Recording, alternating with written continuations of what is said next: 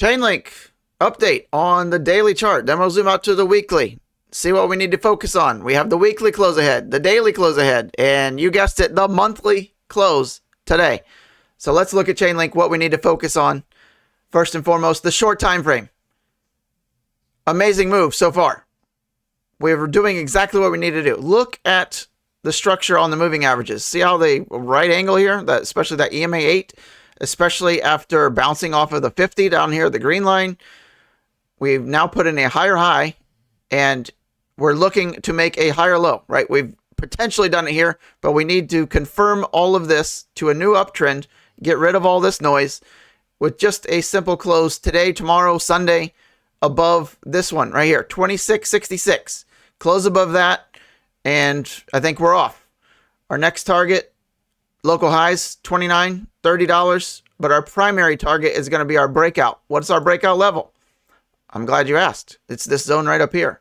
Based on the Fibonacci extension of that swing high to swing low down here, right? We're looking at this one. I'm just dragging this out so you can read the numbers, right? Right there. Takes us right into that zone.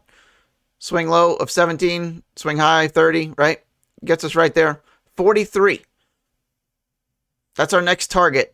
And higher probability of that happening sooner than later if we can close this one of these daily candles in the next couple of days above 26.66. So fingers crossed for that.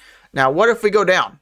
Well, we have some levels here we need to be holding. First and foremost, the 21 EMA at 23.96 as of right now. Watch for that. If you close under there, we can lose some momentum. Then we have our swing low here, right? That's where we lose a lot of momentum. That would take us below all these moving averages, even the 50, which we held here. That would be not what we want to see. And then our final gridlock, we're dead at 19. That shouldn't hold. We shouldn't see that anymore, right? Maybe ever with Chainlink, right? We're hoping for never. We also have the 200 EMA rising. So if we are to move back down and things go real south for Bitcoin and gets dragged down, right? That's our line in the sand. And we're going to have big support showing up because that's the 200 EMA, and give it, the timing, right? It's not going to go nuke down there, but say we have the worst February on record ever.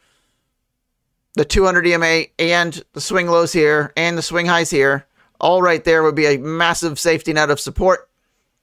And I would fully expect that to hold, but that's worst case scenario. Let's focus on the high because the odds are up for now. Looking at the moving averages, looking at the price action, the bounce off the 50, all moving averages are increasing, right? Rising. I think put raising and rising together. Rising, raising. The 200, especially rising. Anytime that's increasing, you're in a bullish trend, right? Great. Let's go to the 3-day.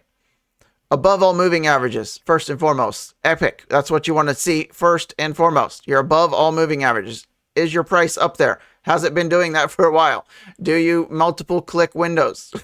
We're looking to close a 3-day candle in 2 days from now at the weekly close above 26.66. We have a daily goal of 26.66. We have a 3-day candle goal of 26.66. After leaving a flag formation here, right? A big move up, bull flag. We're probably seeing a breakout of that as we speak here, right? Nice move off of the lows of 17. Consolidate above the EMA 8, and this is likely the bounce. Where are we going to confirm that? You guessed it, 26.66. We close above that today, tomorrow with the daily, or right at the weekly close with the 3-day. This is confirms that pattern, and our next target is well above 30, right? We're looking at the, right, what we talked about right up here, 40. We need a 4 in front is the next target, right? That's what we're looking for. Let's go to the weekly, sneak peek of the monthly. All right, the weekly now. Bounce off of the 8-week EMA. After testing the 21 EMA, you bounce. More consolidation off the 8, you bounce. There can't be things a whole lot more bullish in charting than this. We went back to the 786 weekly at the 21-week EMA, above previous local highs. Currently, above all moving averages. All moving averages sorted out least to great. Getting the gaps increasing between these moving averages. More bullish. Momentum gaining. Weekly target. I don't know if we can do it this week, but maybe next week. if we do it this week, right, we're just looking to close above 29.25, 29 and a quarter. And then it's nothing but here. This is what our primary target. We need a 4 in front.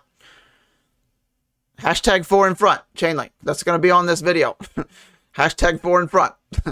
All right, that's the weekly. What's not to like? How about the monthly, since we closed today? Oh, just highs consecutively, all-time, local highs this entire bull run, right? Last month, we're going to do back-to-back high closes this entire bull run. How is that not bullish? Inverted hammer candle? Not really. We would just need to be a little bit taller, but oftentimes that could be a preview of things to come, right? Bulls just got a little too excited, went right to the 786, sell off a little bit, consolidating, still just maybe a little too soon. Remember, this is the monthly chart here, right? You can see our fib extension from our swing high to low, right? We don't need that anymore. We can see it. There's our zone right there. All-time highs close on the monthly is 38.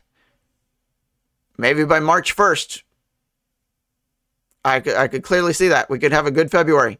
We don't have to do too much, even if we close here. We're looking at a 47% monthly candle. Monthly candle. February tends to be pretty bullish. This is a 66% candle. Doesn't even have to be that good, right? 45%, give or take, from here is all-time highs for monthly closes on Chainlink. And I think higher probability than not, March 1st, we see that. So do with that information what you will. High time frames, bullish candle on the monthly. What's not to like? I mean, break, dip down to the 50-month, consolidate, explosive move, 66% candle to the upside, followed by another, pretty massive move, another 66%, sold off, but now we're right back. We're bringing it back. The bulls are here. We're showing up. Right, there's that red line at 19. Drag it right over, right? That's a significant level to the low side. We don't want to be breaking that, certainly with the monthly. That's not the odds. Right angle on EMA 8 on the monthly, high probability of going up. Look back here, right? Right angle on the red line. Turn. Doesn't fade. Doesn't fade for a while when you do those kind of moves. Power moves, start. All right. I love it. Gaussian channel. How about the monthly Gaussian? Oh, it's the first time we've broken it and closed above it since the bear market. Check. Quote of the day. If you aren't fired with enthusiasm, you'll be fired with enthusiasm. Unless you're your own boss. Then maybe neither or both. I'm not firing myself. That would be silly. All right. Car of the day. Aston Martin Valkyrie. This is the modest version. I put out a Swiftcoin video earlier. We covered this also. Go check that video if you haven't yet. But probably the most amazing engineering rolling. Maybe a Bugatti Bolide is up there, but this is pretty impressive. Saw one of these in person. It's mind-blowing. I saw the race car version, this one. Saw this at the Concours d'Elegance. Every March I try to go. I'm going again this year. Already got tickets. Can't wait. Probably see this again. Look at the calm McLaren Senna in the background chilling. That's the peasant car for this track. You got the $5 million Aston Martin Valkyrie race cars. Probably more is the race car. The regular version of this is $4 million. It makes the $1.5 million McLaren Senna price tag look cheap, dare we say. All right. That's it. Have a great weekend. I'll see you in February.